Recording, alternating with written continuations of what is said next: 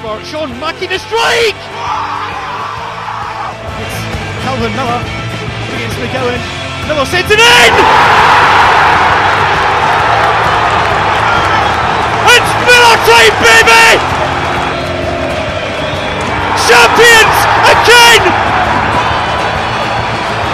Falkirk have broken through the glass ceiling! After 15 years in the wilderness, Falkirk Football Club is once again a Premiership club! This is Falkirk Daft. With Behind the Wall, we're navy blue, are you? Certain things in life are certain. Death, taxes, and not beating Livingston. Hello, and welcome to Falkirk Daft. God damn Livingston yet again. We're here to talk about that game yesterday and all the other stuff around Falkirk. This is your unofficial Falkirk podcast. This is Falkirk Daft, and welcome to the Ginger God of Pod himself, the main man in the main stand. It is Ross Wayne. Good evening, buddy. Good evening. There a wee bit there, you know. Like just mix it up. You know, the main man in the main stand. I quite like that. Just like changing different types of cling film, we keep it fresh. Sorry, that was a wee pun for people out there. Yeah, I'm all right. I think I've just now come to accept it. We probably will never beat Livingston. It's never going to happen. It's actually never ever going to happen, is it? Like, just honestly, I think that we just almost out-levied and almost shit-fested ourselves to a 1-0 yesterday. But it just, again, we'll talk about it, but just so frustrating. So frustrating. You know, for a little while though, we were third in the league, so that was nice. And the fixtures today and the results today, Ross, as we record this on a Sunday, they worked out okay for us. I'm quite happy where we're at. So we're fifth in the league just now, and I know there's still a couple of teams got a game in hand. But listen, you need to get the points on the board, and that's what we've been doing. So I am so chuffed as to where we are. Like, I did not think we would be mid-table or top six after a quarter of the games. It's been a funny old league, hasn't it? There's been lots of teams just dropping, like draws. There's been so many draws in the league this season, and that's why we've ended up where we are. You know, but 16 points out of 12 games is not a bad return.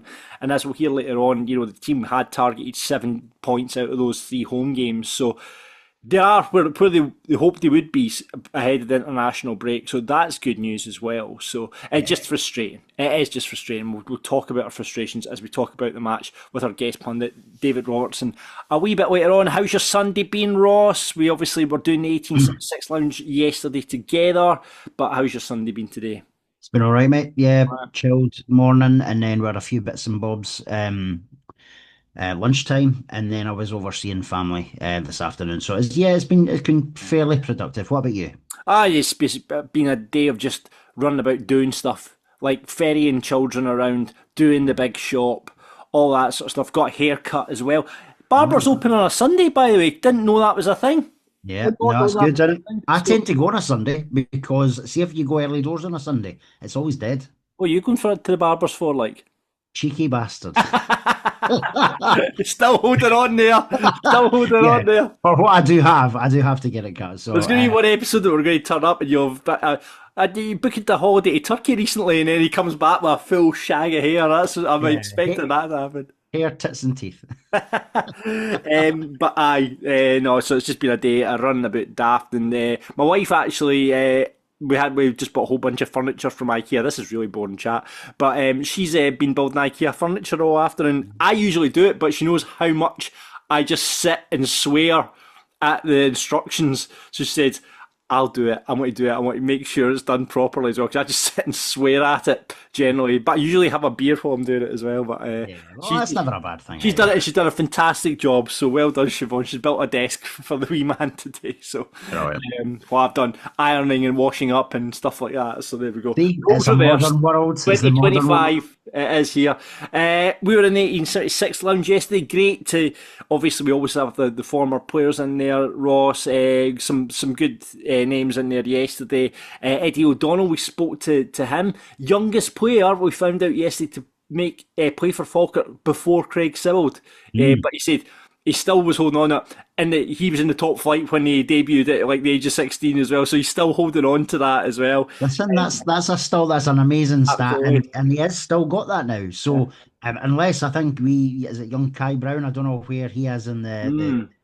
the age chart, but if he was to make his debut, would he beat Eddie Yeah. O'Donnell and I, Craig Sibbald? You never I know. don't know. Geordie Watson was in there, and well, Kent Face. Kevin Christie was great. Chatting away to Kevin about it. I had a chat. I had in my head that he got sort of sent off loads of times for Falkirk, but he only got sent off once. He actually got sent off twice, but one was rescinded. He was telling me against Alloa. All right, okay, right. So, but like he only got officially got sent off once, but he did tell me a story. Basically, when he got the red card rescinded, got sent off against Alloa, he was like a ridiculous decision by the referee. I don't know if anyone remembers it, but anyway, he was going going through, and he kicked. He saw the referee's room, and he kicked the door, and his foot went through the referee's door, right?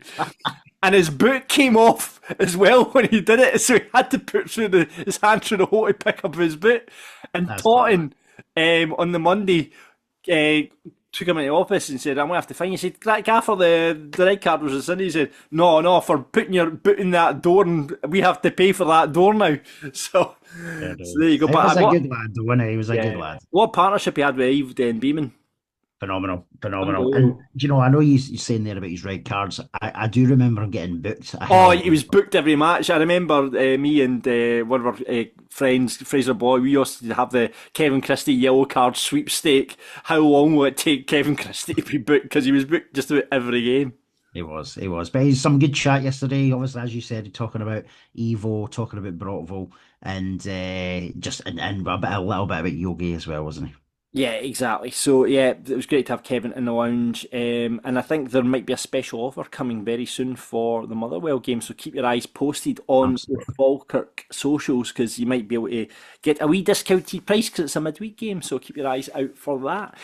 Let's go now so into Stovie corner. The hot topic, the hot question that everyone's asking is how do you take your Stovies? John Harding has now rolled into the debate saying, "Hi guys, on the debate, I just want to say that Mrs H."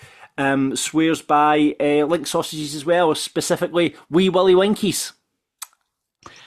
Right. There's a couple of things I need to pull out here. Right. Firstly, there's not a lot of people coming on the link sausage bandwagon, so fair play to John for coming out there. And it's maybe a John thing, but also wee Willie Winkies for fuck's sake. Like, Oh, you don't like a wee Willie Winky? John, you can't be putting wee Willie Winkies into. That's not Stovie. Stovies. That's just like glorified baby food. Right, okay. Listen. I'm willing to go out and try the wee Willie Winkies and Stovies. Like, I'm willing to try and do that. But there you go. But John does let us down by saying he would have tomato sauce on it. So, No, that redeems it slightly. right, let's crack it in straight away then into birthday corner now, and let's say happy birthday to a few people here. Kicking off with Mr. John Donnelly, a friend of ours who turns, I won't mention his age, but it's 43. He turns 43. 44. Listen, Is he 44. 44? Oh, John's 44. He's catching up with me now. But it's the 12th of November. John turns 44. So that's from the two boys and all the usual suspects. Indeed, yeah. Happy 92nd Jesus. Happy 92nd! You're so bad with that. Anyone over the age of 90. So yeah, happy 92nd birthday to Jim Goldie. And that's come in from Ali, Scott, James and Marie. John Campbell, happy birthday to you. We're in the lounge yesterday, turning 80 next week. That's from Sander, Douglas, and Ronnie. And by the way, Douglas Doogie, as we know, had an absolute nightmare on the quiz yesterday in the 1876 lounge. Absolute disaster. Yeah, it was so bad. And he was so confident as well. I know. Like he actually says, he listens to the podcast every week and he's like, he gets 3 or 4 out of 5 on Falkirk Daft versus, and it was just, he doesn't know if it was just the pressure that got to him, John. Yeah, absolutely. Absolutely. What else have we got? Happy another person who was in the lounge yesterday as well. Happy 80th birthday, and that's for next week to Jim Craig, who was over from Spain. Him and his wife, they were in the 1876 lounge yesterday. So have a fantastic birthday when it comes, Jim. So was Amelia Ward, who turned 10 yesterday. She was in the, decked out in her Falkirk strip, princess, and her dad won the quiz as well. He came up and took on Dougie, so Gordon came up. So that's happy birthday to Amelia from all the family. And she got her picture with Ethan Williams and Keelan Adams yesterday. She was over the moon with that. She was delighted. And not last but least, I think you may have one more after this, but happy birthday to Zoe Patterson on the 11th of November, and that's come in from Luke, Keegan, Harris, Enid, and not forgetting the guinea pigs, Alec and Bruno. Yes, excellent. Pets wishing people happy birthday is always my favourite bit, especially guinea pigs. Alex and Bruno, the guinea pigs, love that. Finally, as well, happy birthday to John McShane. He's turned 61 on the 16th, and that is from your daughter Anya McShane, and he watches the podcast every week. So thank you very much for watching, John. Really appreciate that. Couple of players' birthdays. Actually, Mackenzie Lemon, 10th of November. You put this name down, Ross, and I cannot remember for the life of me that player. You can't remember Mackenzie Lemon? He was part of the horrific Queen's Park 6-0 game at Firhill. What was he on loan from someone? I can't remember where. Was it Dundee United? Could have been, but he was obviously a young lad. Listen, he's turning 23, so at the time he would have been 19 or 20, and he hadn't played a lot of football. And after that Queen's Park game, Mackenzie Lemon must have left you a sour taste in your mouth. Oh, very bitter. Yeah. So yeah, Mackenzie Lemon is this week. You must remember Alec Burke. Oh, Alec Burke, yeah. Did they come? Obviously, he played with Kilmarnock. In fact, he played against us, I think, in the next cup final. But I think Tottenham brought him over, and I remember him. Yeah, I think he was okay from what I remember. I think he did all right. I think he kept his best football. Probably were behind him in the game. But yeah, he's 48, so not too much older than us actually at the time. Yeah. Sam Long, one of the Invincibles, of course. He's turning 23 on 12th of November. He will always go down in Falkirk legend from here on in as an Invincible. Indeed. And as we found out, well, we knew about it anyway, but Keelan Adams turns 24 on Thursday, the 13th of November, and it's not in the pack. However, we did find out that on Friday the 14th, alongside Mr. Tommy Coyne, who's turning 63, it's Ethan Williams' birthday as well. It's Ethan Williams, because we were talking about that, because Ethan, when we were in the lounge, went, is it your birthday as well? Kind of thing. And then we weren't going to get everyone to sing happy birthday. We thought that might be quite embarrassing for the two of them. But there you go, Keelan Adams and Ethan Williams, two of the members of the current squad. Happy birthday to those guys. Tommy Coyne, again, you talk about guys that were best days were behind them when they arrived at Falkirk. Tommy was one of them as well. Tommy Coyne, though, he scored a few goals. Yeah. I liked him. But a man who was definitely in his prime and pomp when he was at Falkirk, Davy Moss. Mossy. Loved Mossy. 15. We should get Mossy for a Falkirk Daft live. Mossy I think he would be brilliant. I think he would have some fantastic. And he was another player who crossed the Falkirk-Dunfermline divide. Not on loan, obviously, but he still crossed it. Yeah, no, David Moss, absolutely. Talk about the Falkirk Dunfermline divide. Barney Stewart 4-4 yesterday. Amazing, and that's he's got his call up to Scotland under 21s as well. Is that official now? Is it? I know the Pars talked about it on their commentary yesterday, so it's out there. So brilliant! I don't think it has been announced by the SFA yet, but if Dunfermline are talking about it, then we can talk about it. Yeah, absolutely. Brilliant news for Barney. Getting a Scotland under 20. To be two Falkirk players in the Scotland under 21 squad is absolutely unbelievable stuff. Yeah, it's huge, isn't it? I want to talk a wee bit about Barney later on, and I think you'll probably know why, because we discussed it yesterday. And then happy birthday, Anton Dowd, 29, once he's still kicking a ball at Ayr, had a really bad injury last season. I hope he has a shite birthday to be honest as well. Yeah. So 29, Anton Dowds turns in. Ewan Devaney, again, I don't remember. You see, Ewan was on loan around the same sort of time, I'm sure, as Mackenzie Lemon. Yeah, remember, we're just like a basket full of shite players. But no, come back to Anton. I really hope he has a shite birthday. Why do you not like Anton Dowds? Never liked him. Really? I think his attitude stank.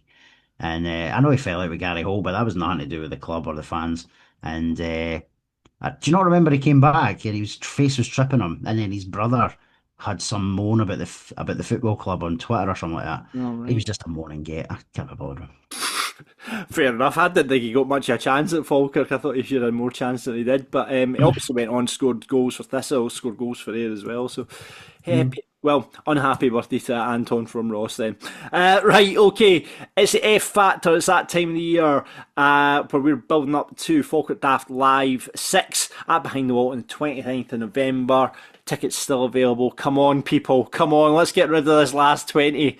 Otherwise, like I say, last week we're going to have to pay for the event. There's still 20 tickets. Oh, Scott Baines bought a ticket. Surely that can't be right. That can't be right. Hold on, I've just went and checked. Dross, great news. There's only 16 tickets left. Wait, just to go back though, so it's great news. There's another 4 sold. However, Scott Bain. That can't. It must be a different Scott Bain. It must be a different Scott Bain. There's no way Scott Bain's buying a pair of tickets to come, unless he's buying it on behalf of someone, or he might just want to turn up, before the Rangers game. Maybe he's coming. Maybe he's one of the first team players coming, and he's bought it for his family or something. So there you go. There you go. We don't know, but anyway, I don't think it's that Scott Bain. But who knows? My Scott Bain might be in the night, but we definitely know that Brian Rice, Scott McKenzie, and a secret Santa Bairn will be at Behind the Wall on the 20th. Which you announced in the lounge yesterday. Yes, if you were in the lounge, you've got an exclusive on that. So you'll find out that. And hopefully we're going to get some first team players in as well. So fingers crossed that. And of course, we're raising money on the night for Be Heard. And I've got to say, big thank you to Ian Mitchell, who got in touch with us with some amazing auction prizes. We've got a signed Invincible book, like say from Pablo's putting that on. Ross, you've got a Leon McCann match worn shirt, which will great cup up with the gnome, which has been donated to us as well. So there'll be loads of chances to win some great items on the auction on the night, and that's all going to be for Leon McCann's charity Be Heard. His wife set that up after his wee boy was born. We've also had in, and this is, I'm picking it up tomorrow, but Chris McGill, the legend Falkirk kitman, has donated a signed Leo McCann shirt from last season. Amazing. Amazing. So, amazing. Scott Henderson's donated a signed shirt from Crunchy Carrots as well. So loads of great items on the night, and we're going to hopefully make loads of money for Leon's charity Be Heard. So hopefully see you down here on the night. Bring your wallets with you, and we'll hopefully make a load of money on the night for that. Right, let's go into the F Factor though, because that's going to be happening on the night as well. We promised it last week, we teased you with it last week, and we're going to hear Kenny Monroe's second time entry on the F Factor. So what have you got from Kenny here? So here's his second attempt. This is the second one, and this is for our number 37, Scott Arfield. And it's to the tune of Wagon Wheel, probably GBX. He is Falkirk's number 37. Some say he was sent to us from heaven. Hey, hey, hey, Scotty Arfield. He steps to the left and he jinks to the right. He makes defenders look like shite.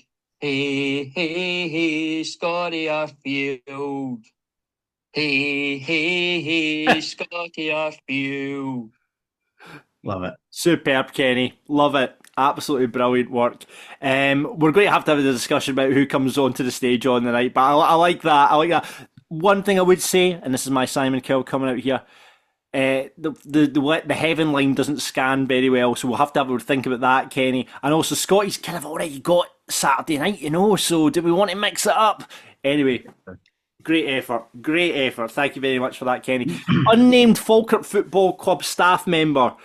Right, I can probably guess who the unnamed Falkirk Football Club staff member is, but because you can always tell by the age, they've done it to Sugar by the Archies, right? I believe you're familiar with the song Sugar Sugar? I am. Yes, no, I am. Honey, thinking this is an older Falkirk staff member. Yes, that's what I would be predicting, because I don't know. Okay. I'll get the name from you, but right. So this, I might have to sing because I've not done a voice note for this. You do this one, and then I'll do the last one. Okay then. Right, so this is quite hard to scan. This doesn't scan though. We got Scott Bain, oh, Bainey, he plays from the back. I love to start an attack. Cause we got Scott Bain, oh, Bainey, he loves to give Dundee some flack. Because he's a Bairniac. There we go. Not bad. That's pretty good, isn't it? It's all right. There is zero chance, though. Obviously, I know who it is. There is zero chance that this person would stand up on stage and sing it, unfortunately. But it was a very good effort sent in. Who was it? Who was it? I can't say. All I'm going to say is you might be right. It's someone Of a vintage. What I would say is though, you couldn't get much closer in terms of the first team squad.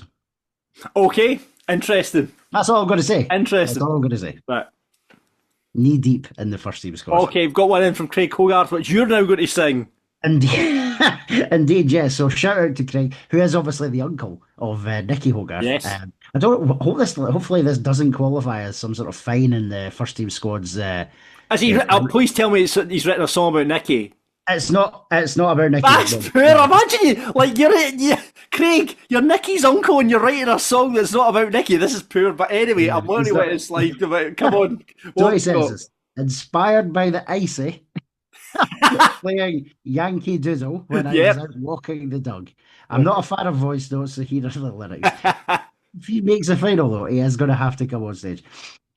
Ethan Williams came to town. What a fucking story. Puts defenders on the arse and laps up all the glory. Na na na na na na na na na na na na na na na na na. Martindale's a booby. Like it. Anything that does that. Brilliant, superb, good effort, Craig. Though I'm very disappointed you haven't written a song about your nephew. Hang your head in shame.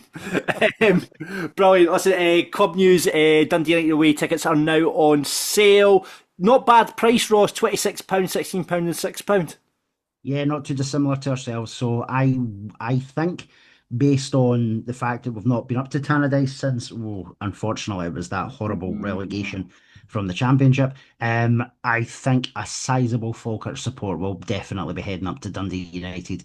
So £26 really good. I think we're 25, so Dundee United must be one of the other cheaper end away teams. Rangers tickets aren't on sale yet, but I believe the ballot will open very, very shortly. So by the time this comes out, the ballot may be open. So it's 2 away games on the spin, but only Dundee United on sale so far. Yeah, I don't think I'm going to make United, but I certainly will put in a name in the ballot because quite fancy a wee day out in Glasgow. Though that's a mental weekend because we've obviously got. I'm going to see Black Grape on the Friday night, and then Saturday we've got Falkirk Daft live, and then the Rangers game. So that could be a bit of a mental weekend. So I think it's going to be a busy one. I am. You're not going to be shocked by this. So I've got an invite to hospitality. Ibrox. No, do you know what it is? It's so one of the guys I brought in October, he's returning the favour. Oh, fair enough. That's nice. Good. You're going to the wee Rangers club before it, aren't you, Ross? I don't know where we're going before it, 100%, but we're going. Did you not tell me you're going to the wee Rangers club? That's one of these places that take the phones off you when you go in the door, so you know what kind of songs are getting sang in there. Phone off you, they hand you a flute, I think. You better start learning some words, Ross. I know. The hospitality is in the club deck, so it's the upper tier of the main stand. Unfortunately, a bit like when we were at Celtic Park, we are going to be.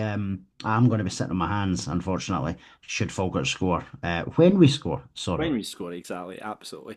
Talking about Dundee United, though, there are still spaces on the behind the wall. Carling coach, Falkirk Daft coach, Falkirk Daft. We should really come up with a name of the bus. The Carling coach, Falkirk Daft Carling coach. That's it. The Falkirk Daft Carling coach there, nailed it.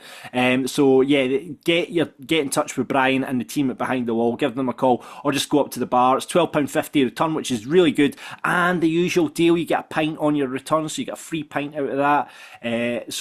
Get on the Falkirk Daft Carling coach for Dundee United, £12.50 a return. And obviously, thanks to Behind the Wall as ever. Stay local, eat and drink global. Falkirk Daft Venom is on sale. Brian, owner, is absolutely on his holidays just now.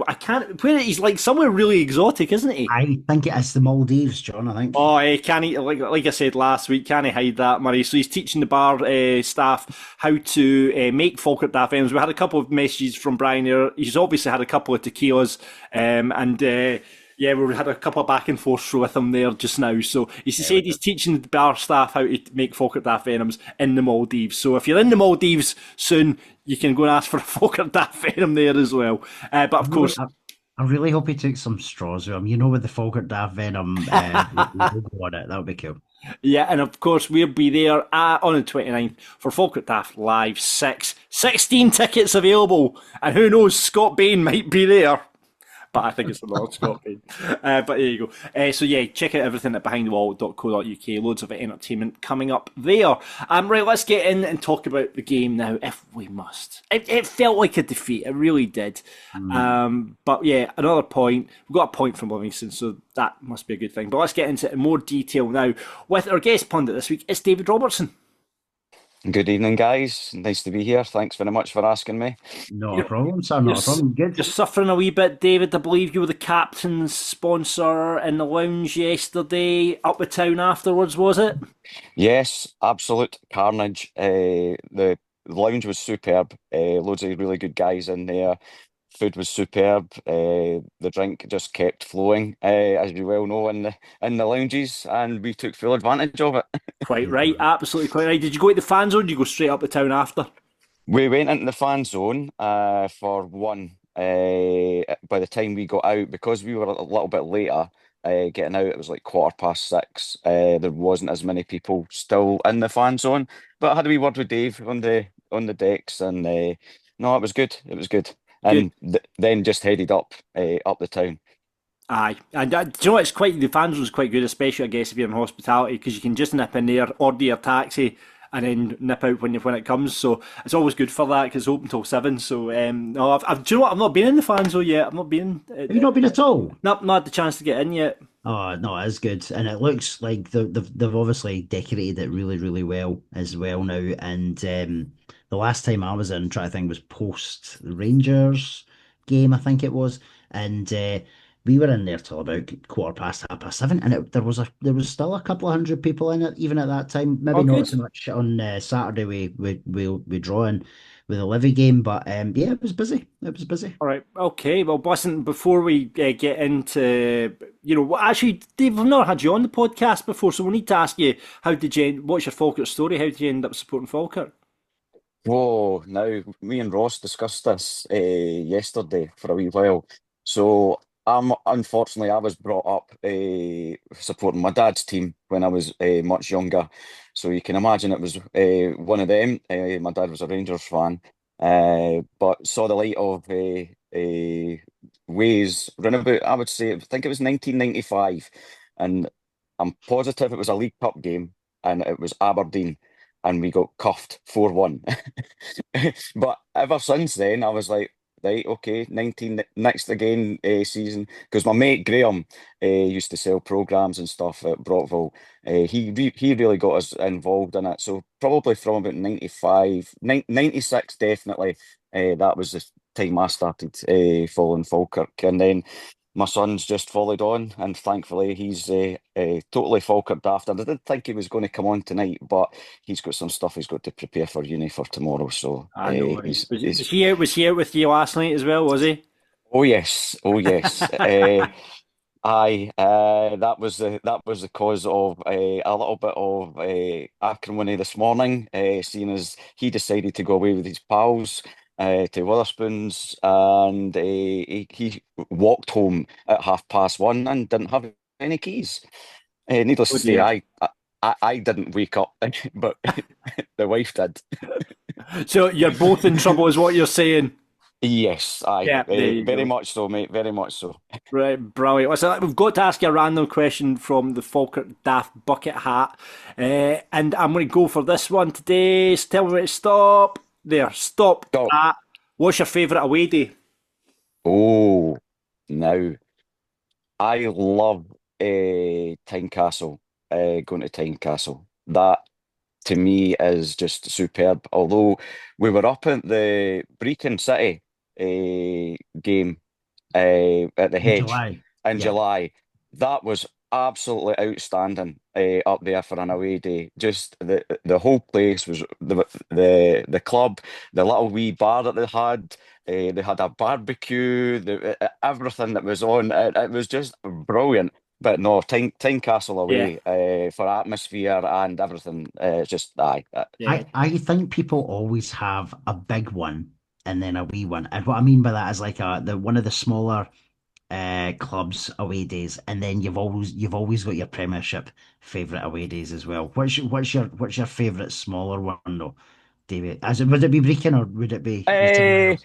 anywhere up north that involves a bit of travel, I think, Yeah. is a cracking away day. But no, that Beacon one in recent times has been, that would probably be right up there. Good Really, stuff. really enjoyed that. Yeah, That'd be one. super. Absolutely. Let's get into the game now then, will we? And two changes from Falkirk. Going into it, we knew, well, we had an inkling that Ross McKeever would be out because he was spotted in a boot this week. So Brian Graham, as we talked about in the preview episode, came in, and I would, I think that was both me and you thought that was the right choice to make, and I think it proved it in the end. And the other change that kind of surprised us, Ross, was that Dylan Tate came in for Henry Cartwright. Yeah, we were a little bit shocked because when we got the team lines through about 20 to 2 yesterday, which is always a nice. So if you're going to the 1876 lounge, we spoiler, you will always get the teams about 15, 20 minutes early, through John and I. But yeah, that was a wee shock. We did think Henry Cartwright would have retained his place had he picked up maybe a small knock in the week. Who knows? He certainly came on and didn't look as if he did have any issues. He was probably the best sub, to be honest. But yeah, but Brian Graham coming in, that was the stick on, wasn't it? And he did very well for the 65 minutes that he was on. Yeah, Ryan Edwards on the bench as well. Obviously signed him during the week, so he made it to the bench to give us some defensive cover there as well, which is good to have. David, would you have kept Cartwright on, or was it a game for Tate? Do you think? I think after last week's game, I think Henry deserved to stay in the team. I mean, I really like Tate and Spencer in the middle, but I just thought we needed that little bit extra kind of dig against Livy. And when he did come on, Henry did well. But no, I agree. I think it was unfortunate not to be in for the starting lineup. I thought so as well. I just thought it was physicality. We know how physical Henry could be. Livingston, is the perfect game for him. So I was actually surprised. And going back to what I said last week, I actually think the midfield's better when you've got Henry alongside Brad or Henry alongside Dylan, because it lets the other one do what they do better. You know what I mean? In terms of just controlling the midfield when you've got that kind of enforcer with them. But yeah, I mean, Dylan did play well when he came on against Kilmarnock. He put a lot of energy into it. So, but oh yeah, just for the physicality, I was surprised that was the change that was made. But we got into the game and started pretty well, Ross. We did. We started really brightly, to be honest. Everything going through Ethan Williams and Kyrell again, as they had left off from the week before, and we did. We started really, really brightly, and I know it was obviously 15, 16 minutes in before we got the penalty, but we'd had a good couple of chances before that. Yeah, a lot of energy from a specific Kyrell. A lot of just, he does a lot of covering as well. He gets back really well. I actually noticed, I think he's picked up a few yellow cards for us now because he is getting back and defending as much as he does. But we got the penalty. We did say getting the lead would be a really important thing. We got the penalty. David, when we were sat next to each other, and everyone kind of turned to the stand going, "Is that a penalty against Falkirk?" We couldn't work out if it was because they just said in the tannoy it's VAR checking for possible penalty. And we were like, hold on, because at that time Scott Bain had went down after Stevie May had went into it. So when we thought, are VAR checking for a red card, but then it comes over the tannoy checking for possible penalty. We had no idea. Now, you obviously know where we were in the main stand. Ross knows it really well, by the way. Where we were, nobody to a man saw that penalty. We all assumed it was something that had happened at our end, and we were like, "Oh!" And we were all discussing it. We're all like, "What happened? Where did that?" Well, thank you very much. You'll take that. Excellent. But I know. Seeing it back now, yeah, 100%. But from our angle, we couldn't see it because the players were in front of Stevie May. But 100%, he's put his elbow out. It's a penalty. Ross Martindale, after the match, doing a lot of complaining about that. What did you make of it? Yeah. So obviously, like don't get me wrong, his initial reaction was probably what has just happened because everyone was quite confused, right? So I get it.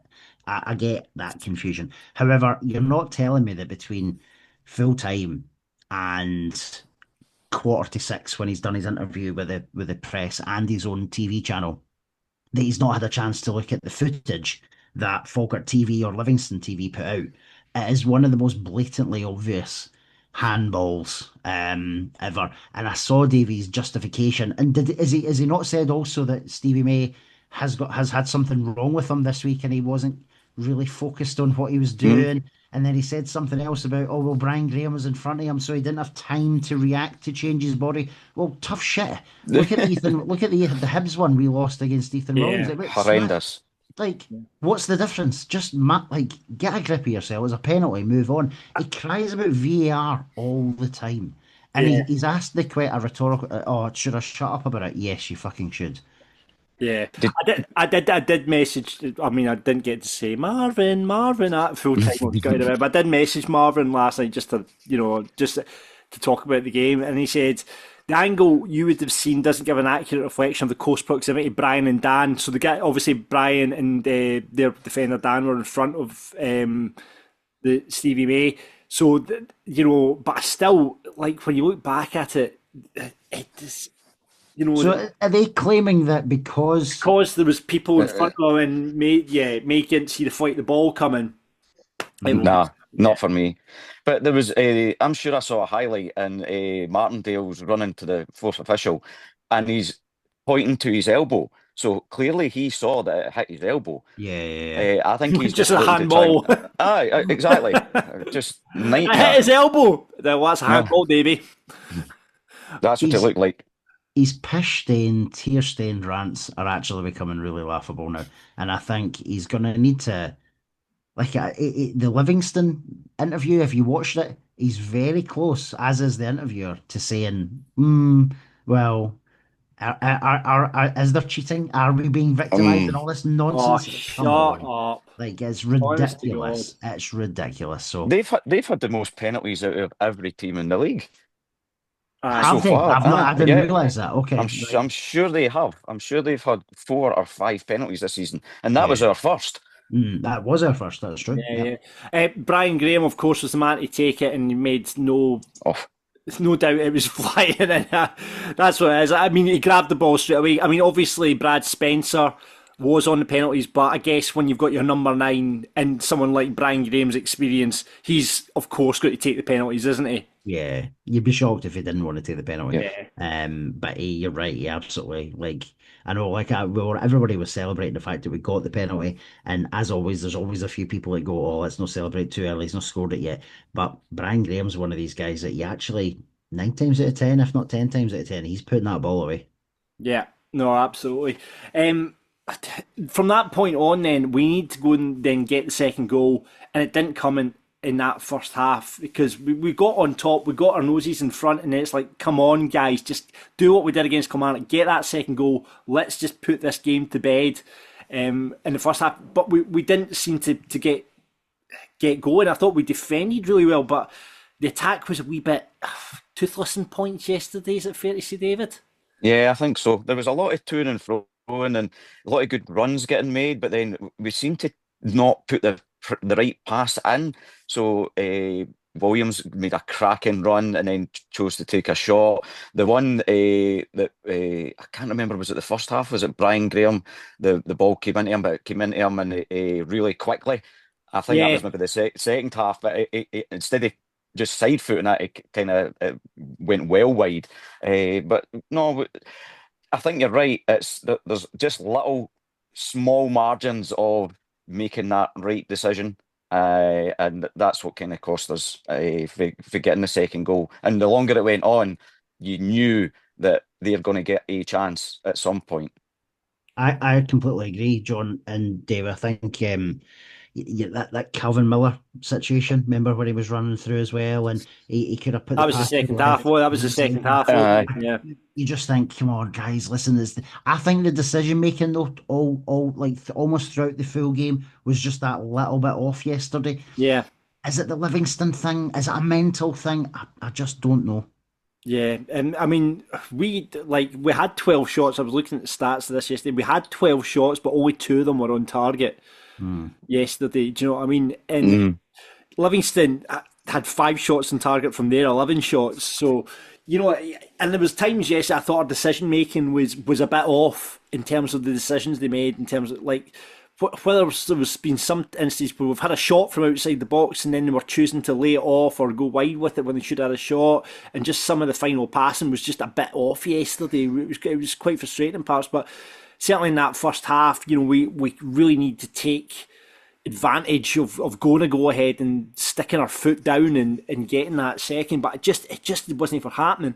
I thought Brian Graham was excellent. We'll talk about Philip Lisa in a minute, but I thought Brian up front was really, really good yesterday. But we all know he's not going to do the 90. no, No. I agree. I thought Brian had a really, really good first half, and he put himself about. I think it was almost as if sometimes we had a little bit too much time to think about it, where we were going to put that pass, and then we were making the wrong decision. Other times when you've got Calvin in full flow running at people, he makes that decision really quick, puts the pass in, goal. So Yeah. we need to try and just be more fluent.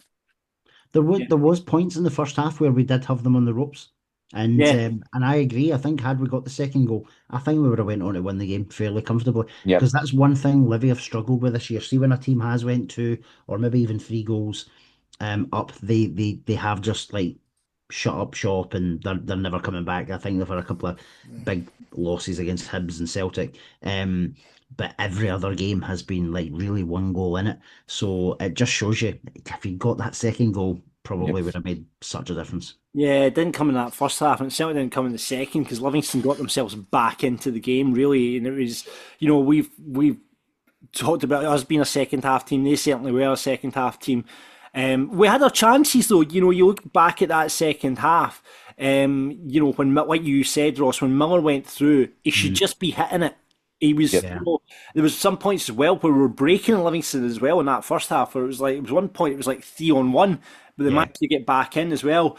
We'll talk about Ethan Ross in a minute as well. Just he looked a little bit rusty when he came on, but yeah, we certainly did have the chances in that second half. What kind of changed was in 60 minutes, though, and that's when I think the game switched in Livingston's favour. It's when Brian went off Yep. because when Trey came on, and fair enough, Henry came on as well. I was crying for that sub a bit earlier. Dylan coming on, Henry coming on for Dylan because Dylan was a wee bit off the mark yesterday with a lot of his passing. Mm. Remember that one in the first half where he just drills it across the 18-yard box and it could have went anywhere. It was a wee bit Oh, heart and yeah. mouth stuff. So yeah, I was kind of wanting Henry to come on just for that physicality as well. But certainly when Brian went off, Ross, we the ball just didn't stick after that. No, and the Livingston defence probably had a very comfortable 30 minutes thereafter. Yeah, And it's not all down on Trey, right? And No, I've no. been thinking about it straight after the game yesterday. You and I talked, John, and my first thought was, and I did feel it today when I was reflecting as well. I think there's a little bit of him. He didn't look as interested as other people. Certainly, Brian Graham was like harassing their defence for the time he was on. I didn't see that for Trey. There was points where he was jogging slowly, and you could see Paul Smith, David. We were sitting obviously a bit closer to the home dugout. Like Mhm. I've never seen Paul Smith lose his shit at one player more than I've seen him lose his shit at Yeah. Trey yesterday. And it wasn't about oh, you missed a header, or it was about tracking back, it was about working hard, it was about chasing players down, running at pace, which he wasn't doing. So there was so the Livingston defence had a really comfortable 30 minutes, right? But where it then didn't help was the fact that only really Henry Cartwright came on and put himself about. Alfie didn't make an impact. Yep. Ethan Ross didn't make an yeah, impact. Ethan. Yep. Yeah, Scott Arfield didn't really make an impact. So it was a very comfortable second half and the most for Livingston. Yeah. We didn't have that out ball or somebody to hold it up. And normally you would expect Alfie or that to hold the ball up a little bit, bring the rest of the guys in. But as you say, Trey, I don't know if it's just because he's so young or what, or whether he's finding it difficult being up here. He actually played better against Celtic. You know, he put himself about more against Celtic I than he agree. did against Livy. But it put us under pressure. And some of Livingston's chances that they got, I mean, Muirhead should have buried that header all day long. Yeah. And this is all stemming from not keeping the ball enough. Yeah, our game management I thought went to shit. I really do Yep. think we just couldn't get hold. We weren't putting passes together like Falkirk do. Certainly, with the changes getting made, and I think John will look back at the changes because the changes that Livingston made. On the other hand, when you brought on Carey, Shinnie obviously came on for Stevie May, Robbie Muirhead. You said there, David came on Yeah. as well. And their changes did affect the game. Ours just didn't yesterday. Ethan Ross, there was a couple of times he was going through and just lost the control of the ball, or it was one touch, heavy touch, or like you said, we talked about Trey there. Did the occasion get to him, or was it just was the head down? I don't know, but certainly big losses for Kyrell and Ethan, who had ran it a lot. I mean, let's put for the front three: Calvin, Ethan, and Kyrell had ran the race like they were at it. We've got to talk about a man though who was again probably gave Livingston the chance to get that goal was Philippe Lisa, Phil Lisa, Phil Lisa, who was unbelievable. He was absolutely outstanding yesterday. He's like cutting in, he's right footed. The cross balls when he would cut in and send a cross ball over to Keelan or Kyrell on that right hand side.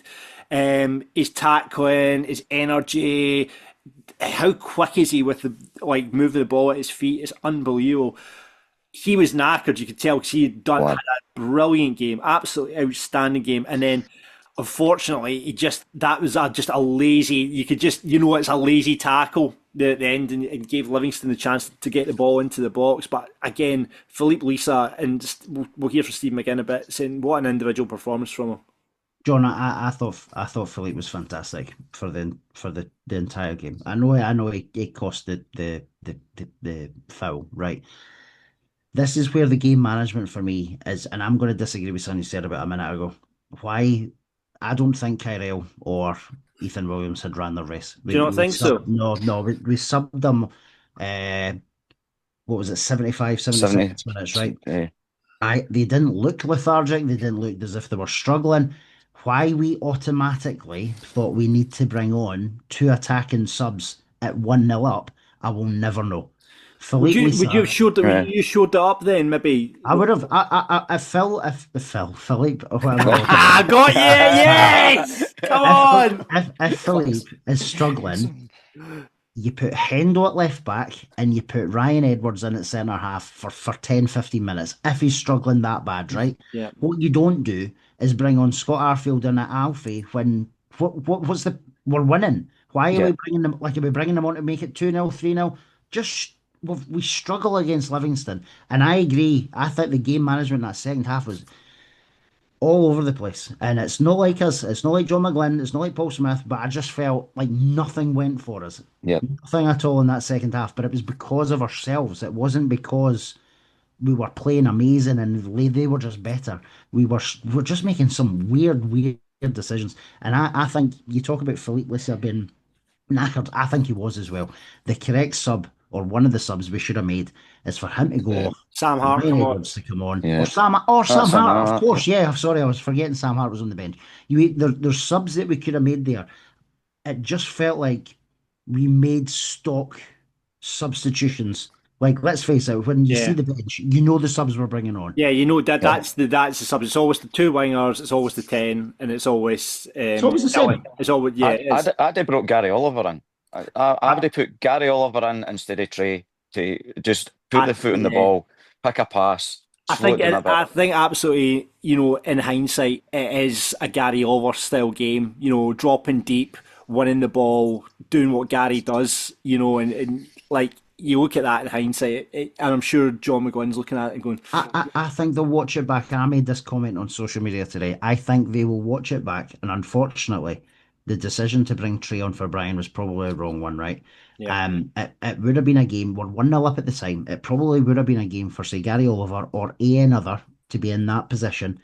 Hold the ball up, hold it, just keep it, bring us up the top of the park, because we didn't have a lot going on for us in that second half. No. There was a lot of onus on the wingers after Brian went off. So it is one of the times where the subs just really haven't had the impact. I like to say, apart from Henry, who we gave the first time I ever seen Henry out with muscle was by a big boy Teddy Yengi, by the way, because Henry normally wins everything. It was like there was a situation with him and Yengi, and Henry lost the ball to him, but he's a big boy, to be fair.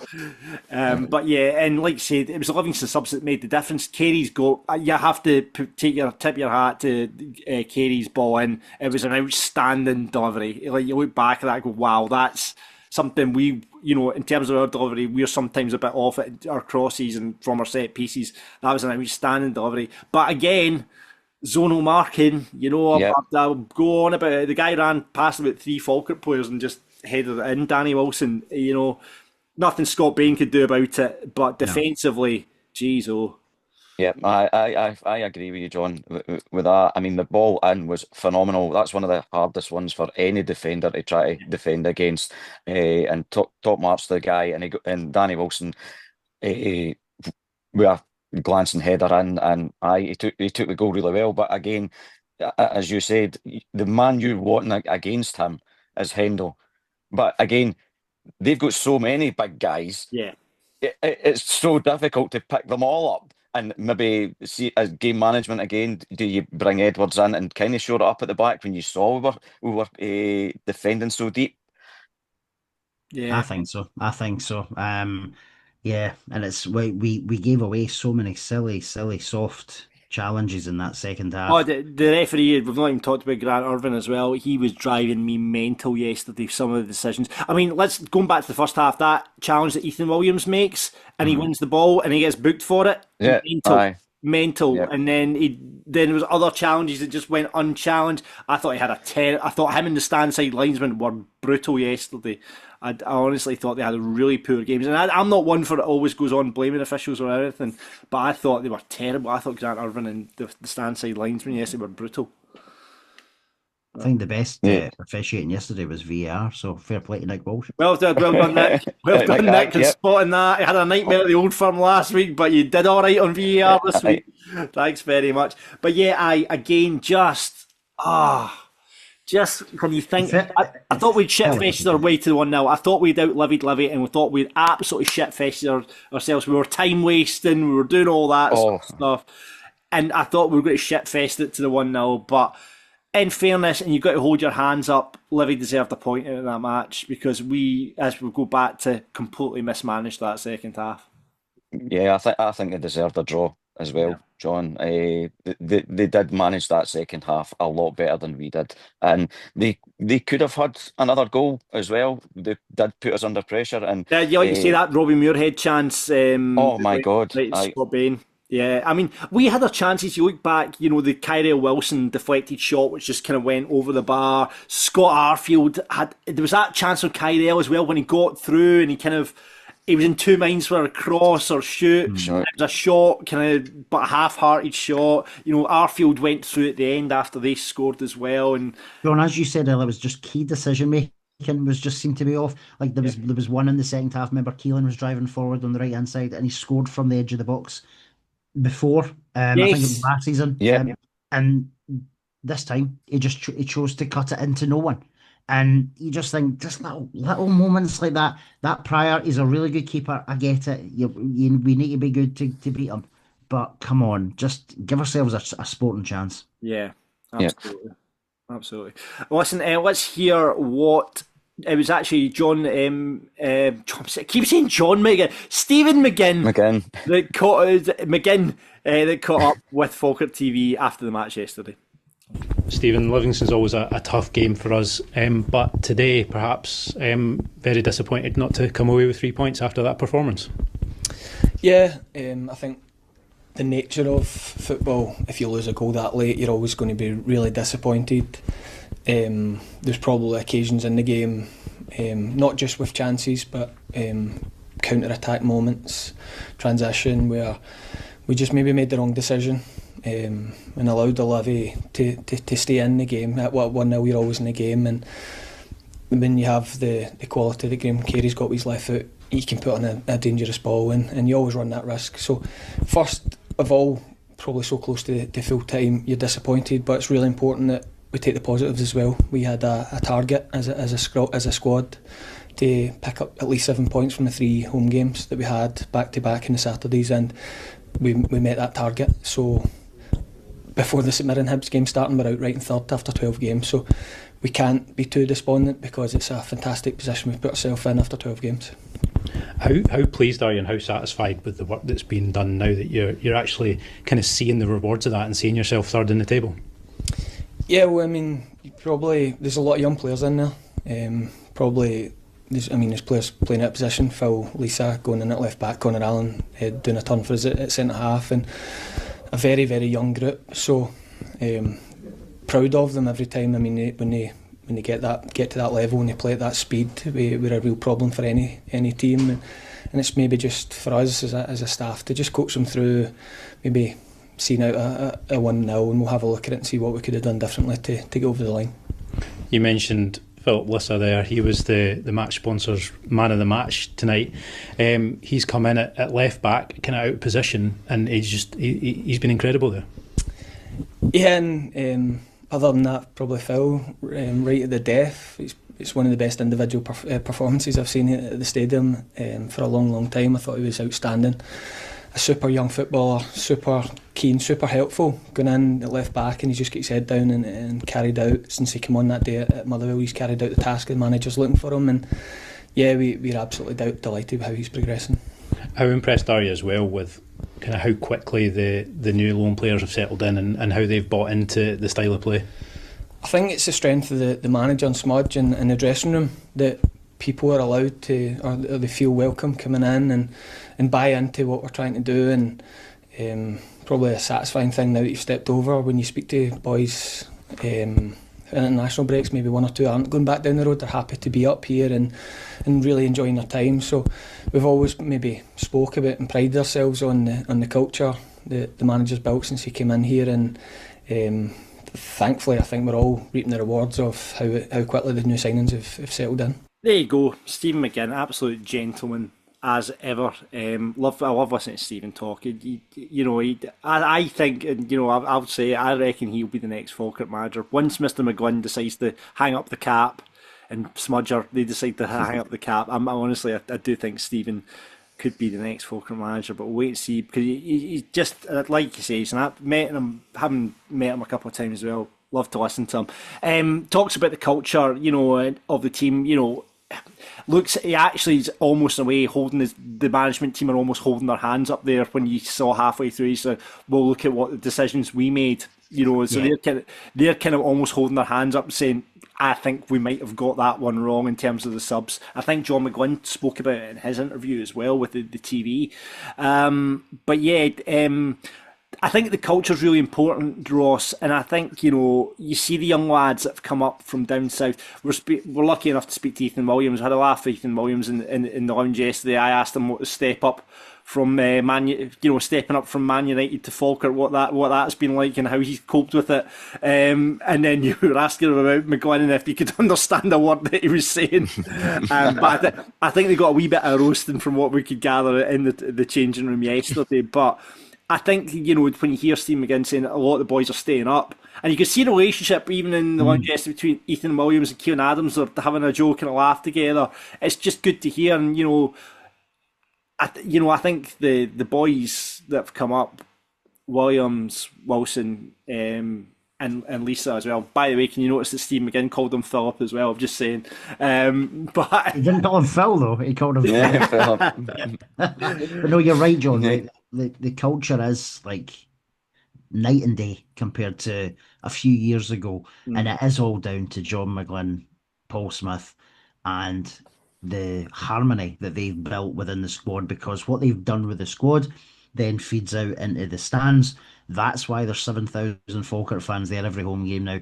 And it's just like what a place we now have as a football club to go and watch our football. And it is like, as you said last night, with the two boys coming in the lounge, the atmosphere in there is superb. The camaraderie between them is brilliant, and people will want to come and join. Like Ethan Williams will tell Man U, the two Swansea boys will go and tell Swansea. So this could grow things even more as the seasons go on.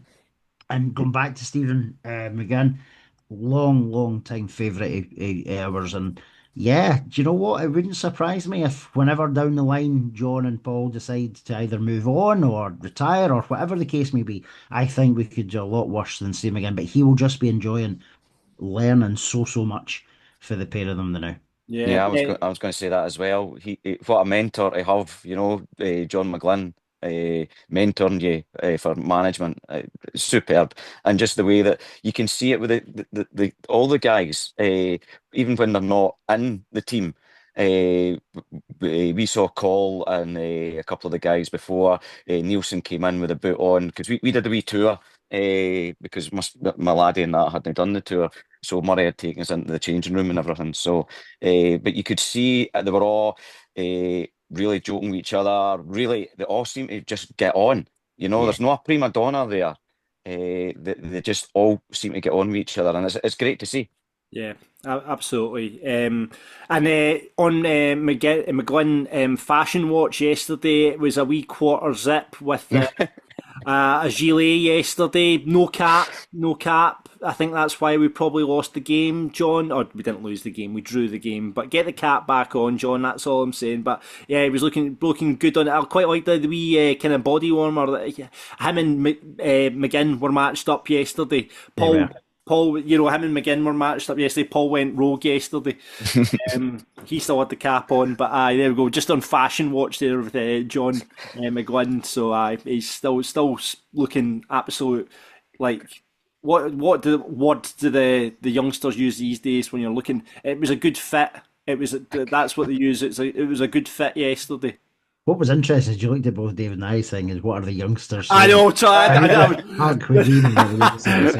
terrible company to look at there. Yeah, right, okay, let's go and see what you guys are saying about the match yesterday. We kick it off with the aforementioned John Harding, who is a Stovie specialist, likes a wee Willie Winky and his Stovies. It says, aside from the foul, Lisa was excellent all game, strong, composed and brilliant. First touch. Worried if McKeever is out long term. Surely Barney is the replacement when Graham comes off. Thought Brian played well but can't do 90. Apart from Henry, subs didn't work today. Now, here's what I want to talk about when we talked a wee bit about Barney earlier on. In January, he's got to come back for me. We can't be left in a situation like we were yesterday. Barney is obviously proven at Dunfermline, and it might. A lot of Bairns might go, oh my God, he's scoring goals for Dunfermline. You know my feelings on it, Ross. Brilliant. If he's scoring goals, that's great news for us. What'll be even more satisfying is if he's scoring goals for them and we take him back in January. Yeah. that will be ultimate. But for he's been named in the Scotland under-21 squad, right? He's one of our own. We should be giving this lad the chance that Connor Allen's had. Connor Allen's come in and he's proved himself, got his under-21 cap. He's been outstanding. Again, shout out to Henderson and Allen yesterday. I thought they defended magnificently yesterday, aside from the set piece, but that's Sono Mark and we won't go into that. But for me, Barney comes back in January and he should be there instead of Trey. And listen, it's no offence on Trey, absolutely no offence. He's a young lad trying to make his way in the game, but at 18... and a Sunderland player, we should be going and relying on our own, especially relying on one of our own who's doing so well in the Championship. Give him a chance. That's what we're doing with Trey. We're giving him a chance. Why wouldn't we give one of our own who we've got in a contract and is now might become Scotland under-21? If you went out and tried to sign Barney Stewart just now, right, it would be worth a fair amount of money. It would cost a fair amount of money because of how he's performing. So yeah, for me, I do think in January we bring back Barney and we get him on the bench, because if McKeever's out or Brian's out, because we will pick up injuries in that area, or just a different option, because Barney not only brings, unlike Brian, God bless him, he's 38 now, is he? 38, I think. But he's not got the pace, but he does work hard, Brian. What Brian does have is the experience, and you saw that yesterday, the way he dealt with Wilson and stuff, right? But Barney, for me, like, he offers, we all know how raw he is, but strength, pace. And a goal-scoring threat. I'm not going to argue with you, John. I would have him back. Obviously, I've said it since he moved. It shouldn't have left, in my opinion. I would have Barney back. I'm going to say this though, and I know we've obviously critiqued Trey in terms of not having had a good half an hour when he was on, right? There is a player there. And of course there is 100%. And he will have, I'm sure of it, right? He will have moments in a Falkirk jersey when he does brilliant things, right? But it's a lot to ask for an 18-year-old. It's a lot to ask an 18-year-old. He's coming straight from reserve football at Sunderland into playing Scottish Premiership football. Now there's a jump up. There is a jump up, and obviously we've seen that Cartwright, Williams and Wilson have dealt with that. We've not really seen it yet from Trey. It's maybe just don't play a game that suits him, because you've seen the kind of highlight reel that Trey came up with, and it's all balls in behind, it's all pace utilised. We don't tend to play that way. We tend to play in a way where we try and get the balls out to the wings, we try and get balls into the box and get as much crosses as we can to the box. And that maybe just doesn't suit Trey the way we set up. But we do know it suits Barney Stewart. Aye, definitely. I'm with you, John. I think 100% that Barney. I had no. Again, it's Dunfermline, but he was going somewhere where he was going to get game time. He's going to get chances. He could have went to another club. He could have went to Airdrie, for example, and look, they're struggling. But he's went to the Pars, and is that 3 goals now? 4 goals he scored now. 4 and 4. 4 and 4. I mean, come on, all day long. January, is it the January 12th, I think, is the date that we can get him back? See, the thing is, right, I listen, we're all on the same page. Barney coming back, that's what we want, right? I think there is a place for both players, though, and I think Alan Fraser, who we've talked about before, obviously he's the chief scout. He'll have done his work, and you're right, John. We saw the highlights reel from Trey and his Sunderland under 23 appearances. I think John McGlynn, looking at the two players, right, I think John McGlynn has went, yes, there's a step up, but he obviously sees Trey as having a shorter gap from Barney's time at the uni, right? So that's probably where John McGlynn's head was at. Current form, Barney's obviously scoring goals, Trey isn't. It is a different level. It's the Championship versus the Premiership. We don't. If you put Trey in the Dunfermline team, how would he do? He might do really well as well. I think there is a place for both. We're not seeing it yet for Trey. I hope we do.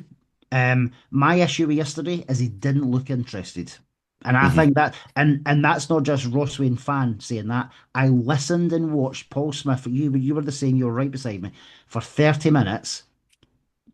Shout and roar at Trey to get involved, get closing down players, make runs. He did none of that. So that's what Steve McGinn, and you're right, John McGlynn making comments in the press after. They will look back and go, it wasn't the game to play Trey. It probably wasn't the game to bring Scott Arfield on at that point either. Let's bring a defender on. Yeah. Aye. Yep. 100%. There's the Barney. Back to the Barney. But we're all in agreement, so it's not a Barney anymore. It's a Barney agreement. Right, okay. Next up, it says Stephen Crombie went to 10 men when Trey came on. Didn't work hard enough. Just what you're saying there, Ross. Sure, a great player there, but needs to give more. 2 points out of possible 18 against them is a poor record. Definitely a mental issue, as they are not great. To take the lead was good to stop them time wasting early. Yeah, we didn't get much of that from Livy yesterday. No, that's true. Stephen Livingston, 2 points dropped. Trey is useless. Oh, that's hard. I'm not sure we can say that yet. No. I don't think we can say that yet because we've not seen. He's a young lad, man. He's a young laddie. I think that personally, just my opinion, I think that's harsh. I think Did he try a lot yesterday? It didn't look like it. So I think that if we're gonna slag him off, it's because he's not worked hard enough like other people did.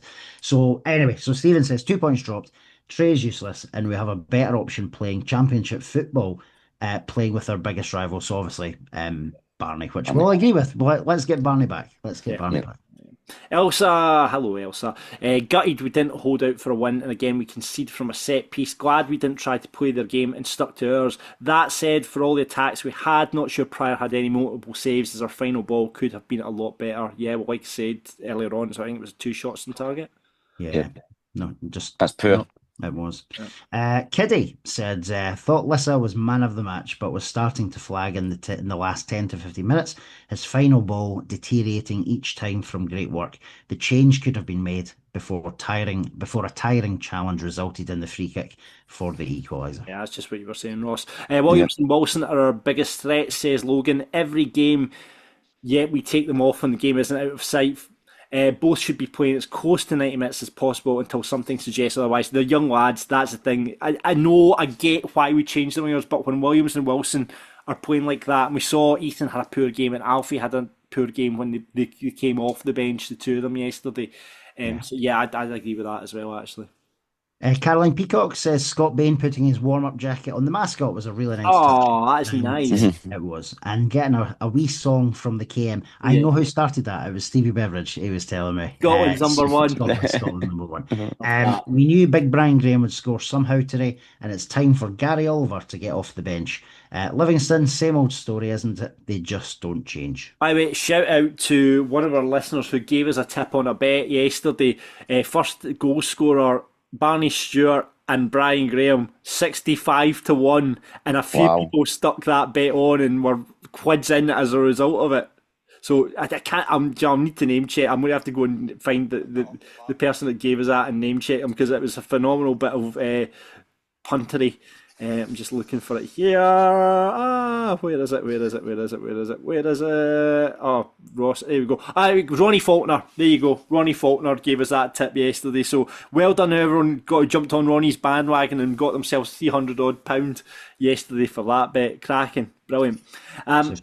Colin Barr says attacking subs didn't work for me. Gary Oliver is your option off the bench if McKeever isn't fit and Graham starts. We lost composure in the second half and made very poor decisions.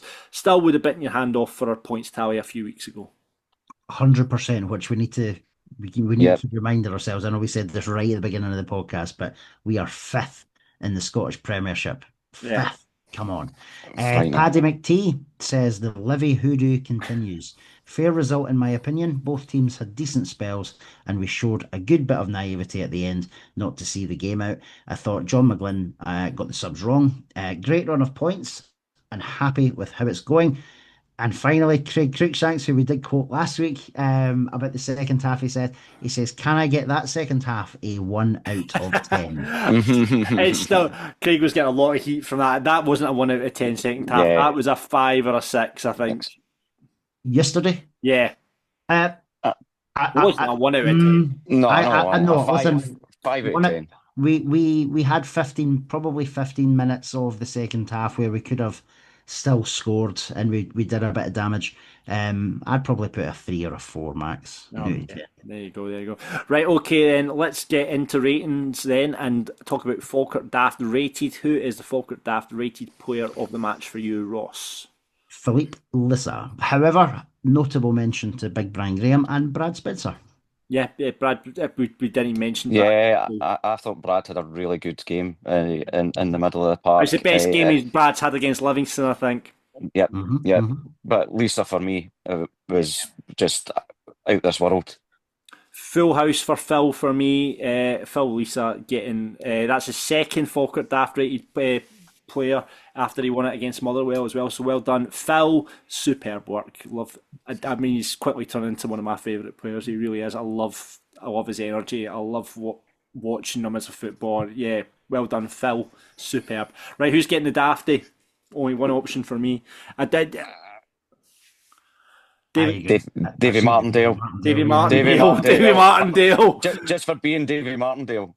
Just for being Davy Martindale. I did see a lot of people, like, he obviously did the kind of whole cupping his ears up to supporters and stuff. Listen, I've not got an issue with that. Like, if the supporters are going to give it to him all match, he's got. That's the way I'm giving him it. That's not why I like banter. I did see a lot of people complain about it, but I did hear people were calling him a junkie and all this sort of stuff, which I think's totally out of order. Do you know what I mean? I've spoken to Dave Martindale. He's a lovely. Do you know what? He's a really nice guy. He's a down to earth, just salt of the earth kind of guy. You know what I mean? And he'll piss some people off with the way he talks about it in the media. But I do think there's a place for Davy Martindale in Scottish football. And you know, if you're going to give it, you've got to take a wee bit back. I always think that. You know, if you're going to throw out abuse at someone, you've got to. It was his post match. I know. He's talking shite about the penalty, so that's right. That's 100%. There we go. Davy Martindale gets the Dafty of the week. There we go. Right then, is that all we've got time for? By David, it's nice for you to come. No, it's not. It's Falkirk Daft versus now, and you get to take on me, David. So I'm the weak link. I have proved in the last couple of weeks I've been the weak link, so I need to get back to winning ways on this. Right, Ross, you've got questions this week. Penalty style, shootout style. I'll write down on my board here an answer. You've got to give us an answer, David. All right, so Ross, you've got the questions this week.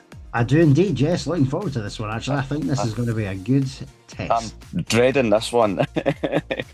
Right, go. So, question number one, and you always love a wee shirt question. Nice. Who wears shirt number 25 for the mighty Falkirk Bairns? Who wears shirt number 25 for the Falkirk Bairns? I think I've got this one. I think. Oh no! I don't. No. I don't. That's the wrong number.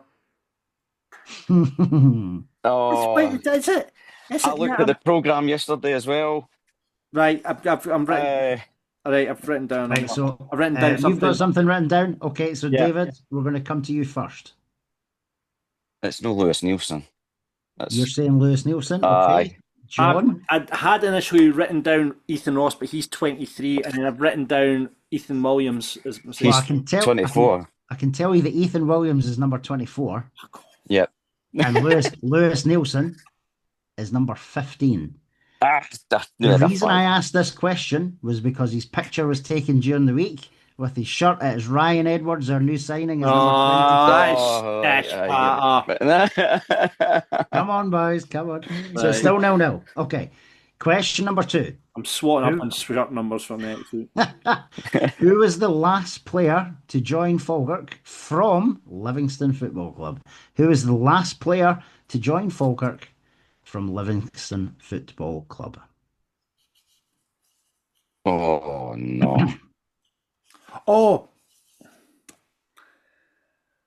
Is that? I know who it is, and I can't mind his name, and that is annoying. Right, okay. What is his? I've not got a clue. He's got. Would you?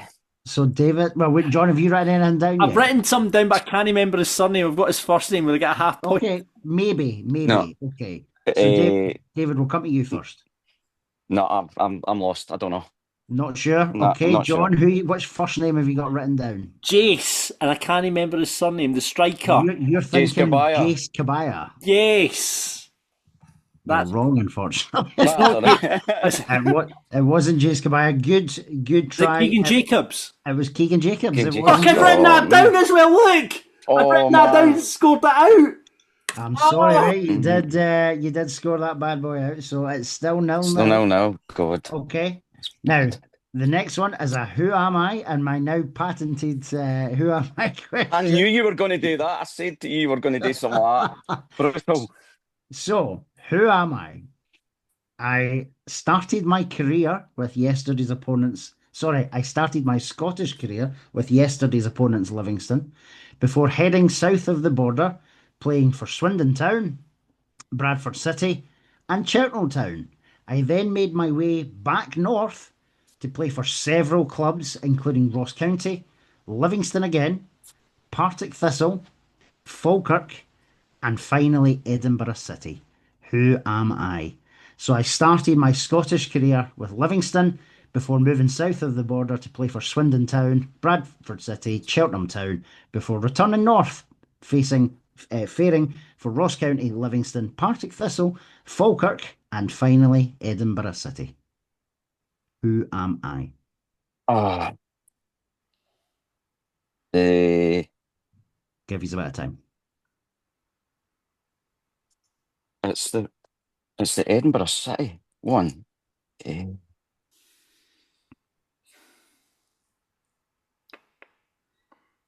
I will spice it up a little bit. I'll let you ask me one question each to try and help. What position did they play? Okay. Officially, they are a winger / midfielder. David, you get a question as well. What season did they play for Falkirk? 2020.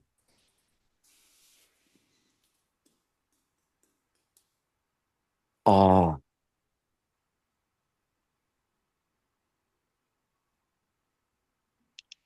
So, John's still thinking. COVID times. Oh. For God's sake. I'm going to have to push you. John, have you got anything written down? No. David? No, I'm struggling. I'm going to kick myself here. Okay. The Who Am I was Rafa De Vita. Oh, De Vita. Jesus God, man. Rafa De Vita. So he was started his Scottish career with Livingston. He had been a youth player at Blackburn Rovers. However, played with Livingston for 69 games. A few games down south, most notably for Swindon Town, Bradford, then Cheltenham, and then Ross County, Livy, Thistle, Falkirk, and Edinburgh City. He is still kicking a ball in the Italian lower division for Anagni, if anyone is interested. Wow. So, it's still no God. good, isn't it? Oh, Jesus. Okay. So, question number 4 then. Question number 4. What is our last away match in 2025? What is our last away match in 2025?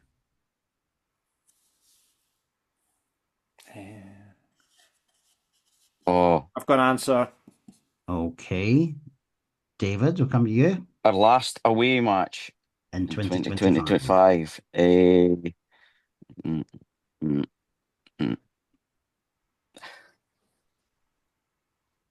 it done? No, wait, Matt. Oh, no, it's a Dundee or Kilmarnock. Dundee. You're going for Dundee, John? I've also written down Dundee. It's 1-1. Well done, boys. Whoa! Yep. Kilmarnock is on the 20th of December at Rugby Park and currently scheduled. Dundee will be on Saturday, the 27th of December. Good stuff. 1-1 going into the final question then. So, question number 5. How many ex-Bairns were in the Livingston squad yesterday? In the squad, not on the park. Not on the park. How many ex-Bairns were in the Livingston squad yesterday? I looked at the bloody programme earlier to...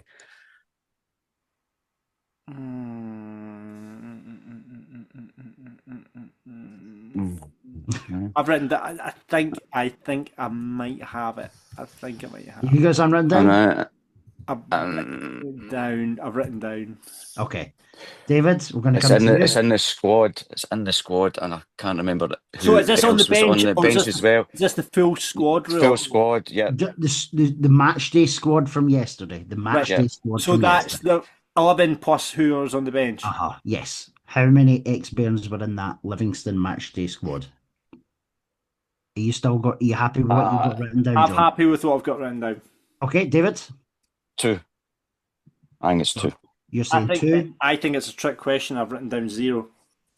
One of you is spot on. It's John.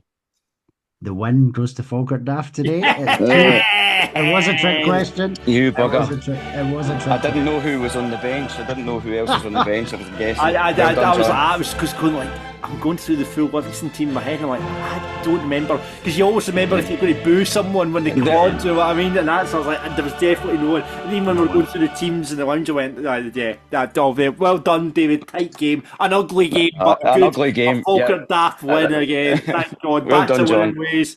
Keegan Jacobs, I'm kicking myself, I'd written it down as well. Squad numbers that you can get in the bin, Ross Wayne. Absolutely. I'd rather do the quiz when it's John doing the questions, because you just put stinkers out there, Ross. Aye, true. So true. David, listen, thank you so much for joining us on Falkirk Daft today. No problem, guys. Thanks for having us. Take care, bud. Cheers. Right, David, thanks a lot, mate. Really amazing, pal. Thank you so much for coming on. I know you're struggling with the hangover. No, I'm all right now, but I've got my... you got a wee beer there? No, black currant juice. Oh, mate, honestly, the amount of beer that was drunk yesterday was scandalous. Absolutely scandalous. We went to Naz Tandoori and we were sitting eating, well, 2 years went to Naz, and you know how they've got the bins at the side, sitting like 2 Jakies, and folk are coming up to us, and I'm like, I can't even remember getting home. Brilliant. glorious day. Well played, David. That's what hospitality's all about. Super, mate. Listen, thanks for coming on, David. We'll speak to you soon.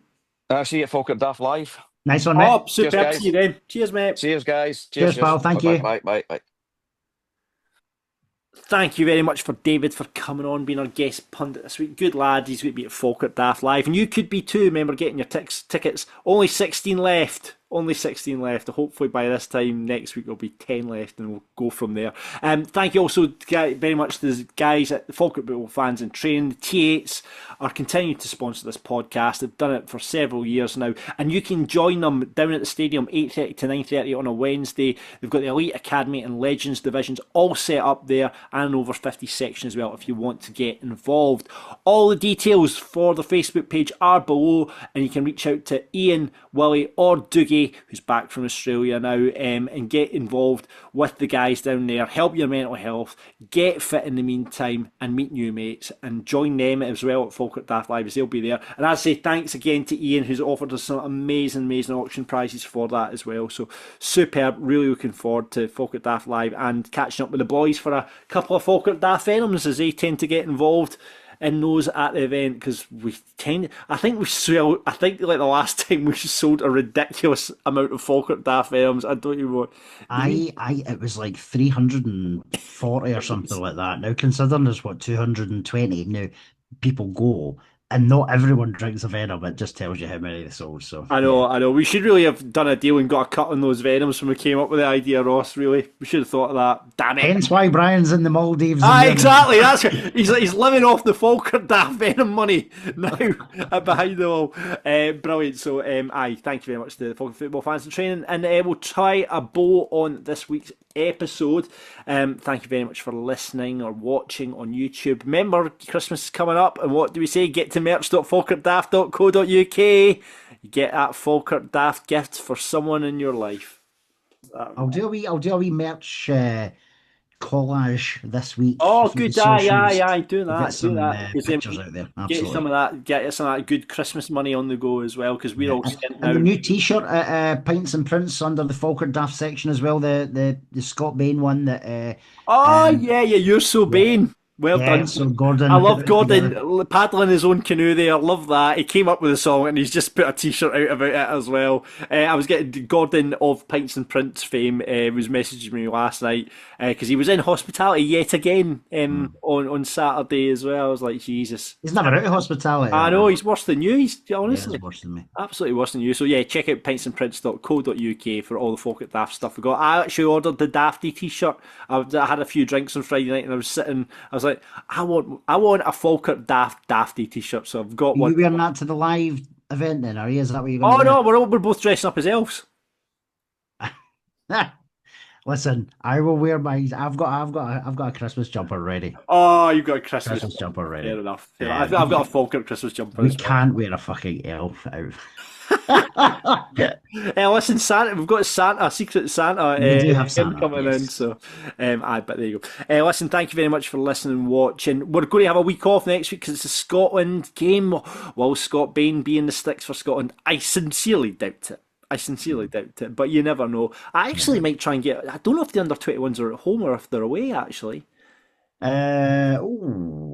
If there's a chance of two Bairns being in that under 21 team, I will definitely be getting along. That's very to true. watch Let's the have under 21s. I don't know if I can find it quickly, but you never know.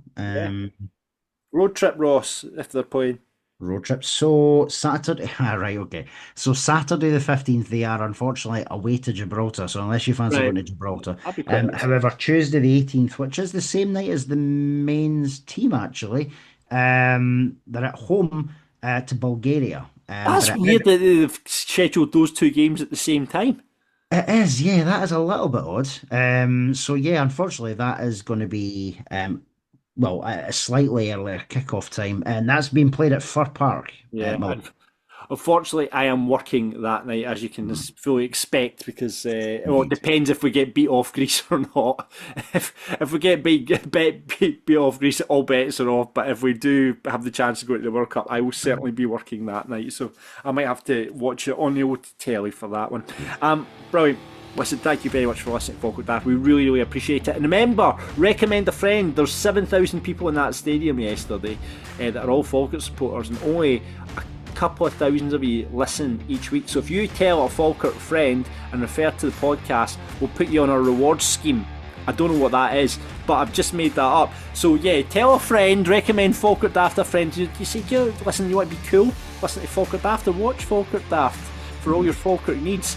Recommend a friend, and we'll put you on the reward scheme for next week. And if you do that, we'll give you a mention. In fact, there we go. We'll give you a mention if you can recommend to a friend, and then that friend tweets us. You'll be on the reward scheme. There we go. Who knows what gives you the reward scheme grants you? I don't even know. But yeah, do that. We'll have a think. We'll have a think. We'll have a think to get on the Falkirk Daft reward scheme. Recommend the show. Thank you very much for listening, watching, wherever you get your podcasts. If you're watching YouTube, hello. We will see you back here for the preview of the Dundee United game, which will be a week on Thursday. So we'll see you back here for the preview of the Dundee United game, week on Thursday. In the meantime, best of luck to Scott Bain, Connor Allen, and Barney Stewart as well with Scotland. And fingers crossed we're going to the World Cup in America. That would be amazing. Absolutely amazing. Alright, brilliant. Thank you very much. We'll see you on the next one. Until that time, expect unexpected, buddy. We're Falkirk Daft. We're Falkirk Daft. Talking about the dark blues and having a bit of a laugh. We're Falkirk Daft. We're Falkirk Daft. You can listen in the pub or you can listen in the bath. We're Falkirk Daft. We're Falkirk Daft. For everyone who's caring about being a Falkirk Bairn, we're Falkirk Daft. We are Falkirk Daft.